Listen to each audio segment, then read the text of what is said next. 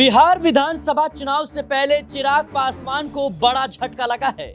जहां एक तरफ चाचा पशुपति कुमार पारस चिराग पासवान के खिलाफ लगातार बयानबाजी कर रही हैं और तमाम आरोप लगा रही हैं, तो वहीं दूसरी तरफ गया में युवा लोजपा रामविलास की पूरी कमेटी ने इस्तीफा दे दिया।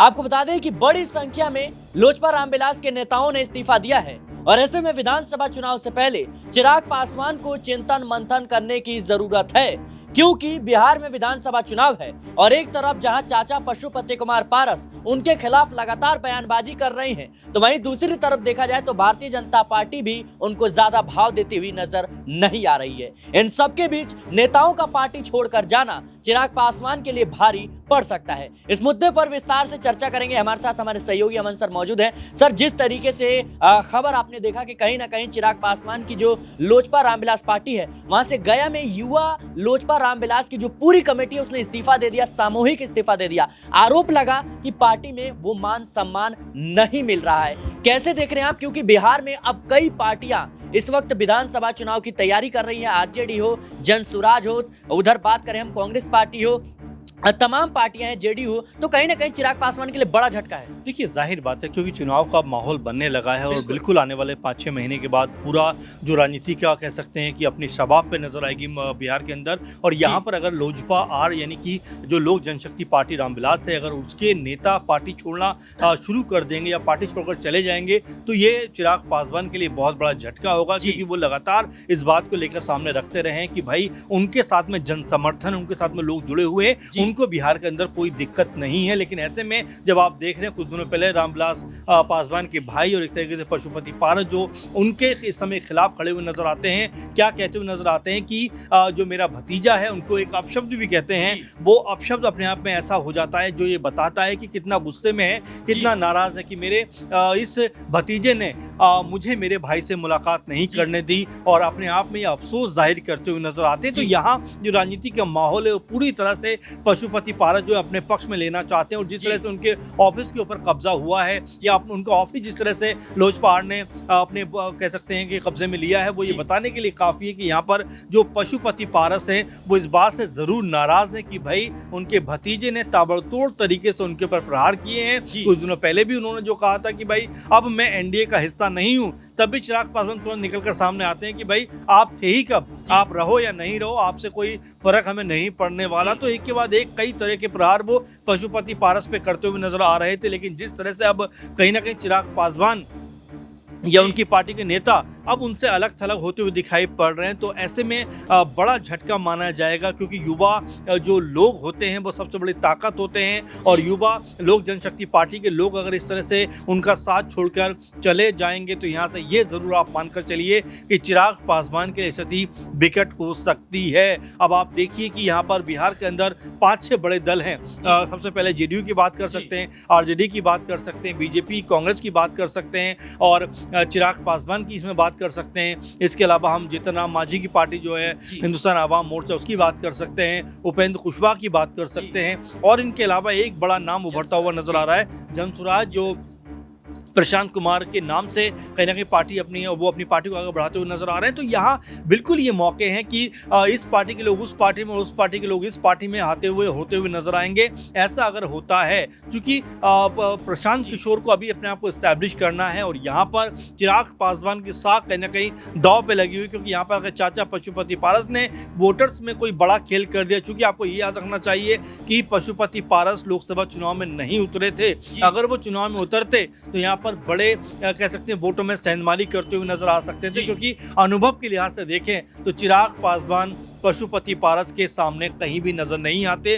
2-3 चुनाव उन्होंने लड़े हैं, कोई बड़ा पॉलिटिकल अनुभव उनके पास में नहीं है। फिल्मों में इससे पहले थे, जब से आए हैं अपने पिता के साय में कहने की राजनीति करते हुए नजर आए हैं। अब जाकर बीजेपी ने उनको मौका दिया, तब कहीं जाकर 4 से 5 सीटें वो जीत पाए, उनकी पार्टी जीत पाई। लेकिन अपने बूते यानी अगर उनको हम केंद्र में रखकर राजनीति के बारे में एलजीपीआर की सोचें तो ऐसा लगता नहीं है कि उनके नाम पर कोई बहुत बड़ा जनसमूह। जी लेकिन सर वो तो दावा कर रहे हैं कि उनका 100% जो स्ट्राइक रेट है वो है लोकसभा चुनाव में 5 की 5 सीटों पर जीत हासिल करते हैं। देखिए सिराज, अब एक सीट पे आप लड़े हो झारखंड में, एक सीट आप जीत गए तो 100% कैसे कह सकते हो आप? अगर एक पूरे कह सकते हैं कि सीटों पर चुनाव लड़ते तब आपको स्ट्राइक रेट पता चलता है। एक सीट के ऊपर जहाँ पर जेडीयू का समर्थन आपको मिला हुआ, बीजेपी का मिला हुआ है, तब ऐसे जीत दर्ज करना मेरे ख्याल से कोई बहुत बड़े मायने नहीं रखती है। स्ट्राइक रेट तब बनता है जब सारी सीटों पर आप चुनाव लड़े और वहां पर आपका समर्थन भी एक तरीके से पूरा ना हो। बीजेपी को आप देखिए कि तमाम लोगों का समर्थन होने के बावजूद भी तमाम सीटें वो हार जाती है। इसलिए इस बात पर घमंड करना, इस बात पर इतराना कि भाई हमारा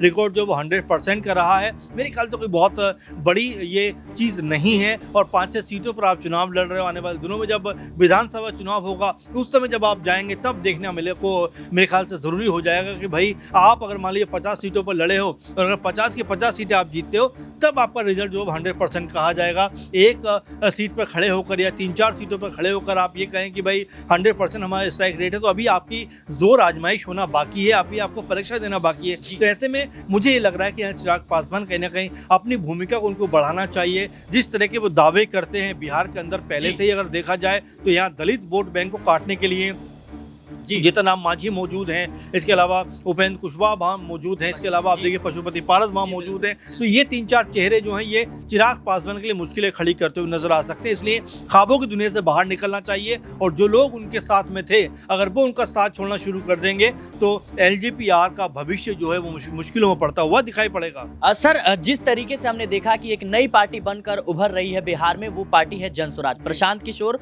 जो कि रणनीतिकार माने जाते हैं। लेकिन जिस तरीके से जो आरजेडी और जेडीयू के और कांग्रेस पार्टी बीजेपी के तमाम जो कार्यकर्ता हैं वो कहीं ना कहीं बड़ी संख्या में जनसुराज का रुख कर रहे हैं, इससे साफ जाहिर होता है कि आपने हाल ही में देखा होगा कि तेजस्वी यादव ने अल्टीमेटम दिया था कि सीधे पार्टी से बाहर कर दिया जाएगा, एक्शन लिया जाएगा। लेकिन अब जिस तरीके से गया में जो पूरा युवा लोजपा रामविलास की कमेटी है इसने इस्तीफा दे दिया है, तो कहीं ना कहीं देखा जाए तो ये भी किसी और दल का जरूर रुख करेंगे और मुझे लगता है कि ज्यादातर चांसेस हैं कि जनसुराज का ही रुख करते हुए नजर आए। तो कहीं ना कहीं ये चिराग पासवान के लिए एक बड़ी चुनौती है और अगर आप केंद्रीय मंत्री बन गए तो जमीनी पकड़ को आपको भूलना नहीं चाहिए। देखिए बिल्कुल बिल्कुल इसमें कोई दोहराई की बात नहीं, आपने सही कहा कि जनसुराज कहीं ना कहीं अपने आप को मजबूत करती हुई नजर आ रही है, लगातार धरातल के ऊपर लोगों से जुड़ने का प्रयास कर रहे हैं। लेकिन यहाँ पर हमें ये भी समझना पड़ेगा कि जो बाकी पार्टियां हैं अभी भी, अगर आप देखिए उपचुनाव में जो है प्रशांत किशोर गए, हालांकि ऐसा नहीं कि बहुत खराब प्रदर्शन रहा है, तीसरे चौथे नंबर पर बोल रहे हैं, लेकिन ये तब है जबकि इंडिया गठबंधन 2-3 पार्टियों के साथ में एक साथ लड़ता है। वहीं अगर हम एनडीए की बात करें तो 3-4 पार्टियों के साथ में एक सीट पर चुनाव लड़ता है। ऐसे में अगर तीसरे चौथे नंबर पर प्रशांत किशोर आ रहे हैं तो कोई बहुत बड़ा जादू नहीं चला रहे हैं। उनको जादू चलाने के लिए अब यहाँ पर लोगों की जरूरत पड़ेगी, नेताओं की जरूरत पड़ेगी। जाहिर सी बात है कि चुनाव में आना एक बात है, चुनाव जीतना दूसरी बात है। और चारों सीटों पर कह सकते हैं कि प्रशांत किशोर की बुरी तरह से हार हुई है। अब अपने आप को किस तरह से वो स्टैब्लिश कर पाएंगे, किस तरह से आगे बढ़ाते हुए नजर आएंगे। और साथ में जिस तरह का जिक्र आपने किया कि जो लोग छोड़कर जा रहे हैं वो उनके साथ कहीं ना कहीं जुड़ते हुए नजर आएंगे, और ऐसा होता है तो ये वाकई चिराग पासवान के लिए चिंता का सबब है, या जो भी पार्टियों के नेता छोड़कर जाते हैं उनके लिए चिंता का सबब है। क्योंकि प्रशांत किशोर जिस तरह की रणनीति बनाकर पूरे बिहार में घूम रहे थे, लगातार गांव से गांव जा रहे थे, शहरों में घूम रहे थे, लोगों से बात कर रहे थे, और जिस तरह से अपनी पार्टी का नाम जनसुराज रखा उन्होंने गांधी जयंती के मौके पर, तो ये बताना चाह रहे थे कि भाई कहीं ना कहीं हम बिहार में डेवलपमेंट लाना चाहते हैं, शिक्षा को बेहतर करना चाहते हैं, जो विकास के कार्य रुके हुए हैं उनको करना चाहते हैं। और लगातार वो हमलावर जेडीयू के ऊपर भी हैं, लालू परिवार के ऊपर भी हैं, ये कहते हुए नजर आते हैं कि भाई 30-32 सालों से इन दोनों का राज बिहार के अंदर रहा है, लेकिन बावजूद इसके बिहार अभी भी कहीं ना कहीं स्ट्रगल करता हुआ नजर आता है।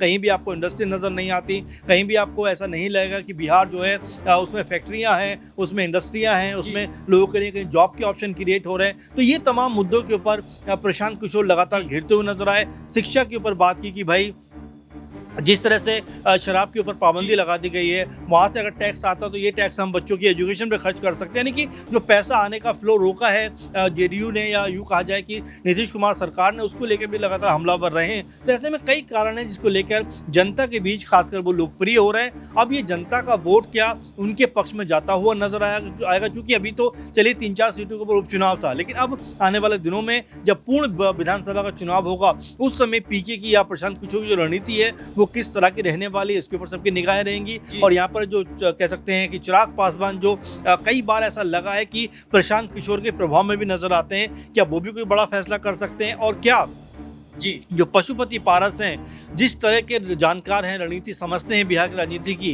क्या वो पीके के पास जा सकते हैं? तो अब जी। कई तरह की ऐसी बातें जो खुलकर सामने आ रही हैं और लगातार ये कहा जा रहा है कि भाई इसमें जी। कई तरह के बड़े बदलाव हो सकते हैं। पार्टियों के जो नेता हैं वो यहाँ से वहाँ जाते हुए नजर जी। आएंगे, यहाँ से वहाँ जाकर अपनी स्थिति को मजबूत करते हुए नजर आएंगे। और बिल्कुल आपने सही कहा कि जिस तरह से लगातार प्रभाव नजर आता है पीके का, वो कोई बड़ा गुणा भाग यहाँ पर करते हुए नजर आ सकते हैं अगर यहाँ पर कुछ बड़े नेता उनके साथ आकर राजनीति करते हुए दिखाई पड़ते हैं। क्योंकि कई लोगों का नाम निकल कर सामने आया, चाहे अक्षर सिंह की बात करिए, बीबन पवन सिंह का भी नाम बीच में निकल कर सामने आ रहा था, और भी 2-4-5 लोगों का नाम आ रहा था। ऐसे बड़े लोग अगर जन स्वराज के साथ में जुड़ते हुए दिखाई पड़ते हैं सिराज, तो ये मानकर चलिए कि बिहार में एक बार फिर बड़ा बदलाव कहीं ना कहीं कह सकते हैं कि भले ही कुछ सीटों के ऊपर प्रशांत किशोर जी। जीते, लेकिन एक बड़ी भूमिका में निकल कर सामने आ सकते हैं। जी बिल्कुल दर्शकों, चिराग पासवान पर निगाहें बनी हुई है और खास तौर पर जिस तरीके से जैसे जैसे बिहार विधानसभा चुनाव नजदीक आ रहा है, वैसे वैसे बिहार की राजनीति कई बड़े उलटफेर के साथ नजर आ रही है। और खास तौर पर देखा जाए तो पशुपति कुमार पारस और चिराग पासवान के बीच